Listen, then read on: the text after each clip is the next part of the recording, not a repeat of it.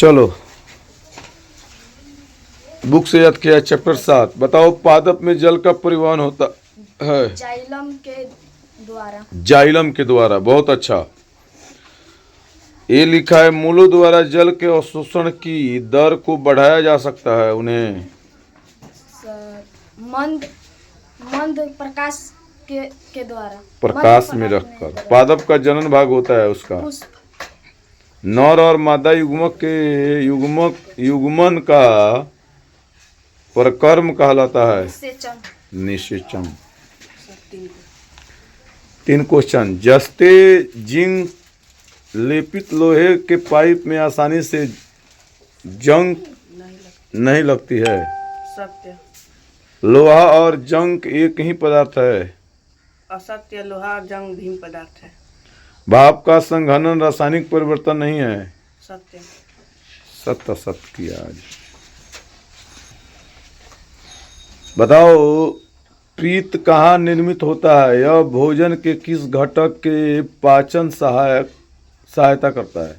पित्त यकृत में निर्मित होता है और पित्ताशय में एकत्रित होता है। दो में यह अवस्था के पाचन में सहायता करता है। कोशिश करो थोड़ा बढ़ाओ क्वेश्चन। कम से कम 2-3 बढ़ाते रहो डेली। कौन है? बोलो। एक औजार बनाते समय कोई लोहार लोहे के गर्म टुकड़े को हथौड़े से पीटता है। पीटने के कारण लगने वाला बल लोहे के टुकड़े को किस प्रकार प्रभावित करता है? पीटने के बल के कारण लोहे का टुकड़ा चिपटा हो जाता है।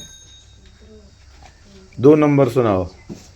एक फुलाए हुए गुब्बारे को संश्लिष्ट कपड़े के टुकड़े से रगड़कर एक दीवार पर दबाया जाए। यह देखा गया कि गुब्बारा दीवार से चिपक जाता है। दीवार तथा गुब्बारे के बीच आकर्षण के लिए उत्तरदायी बल का नाम दीजिए। स्थिर वैद्युत बल। ठीक है।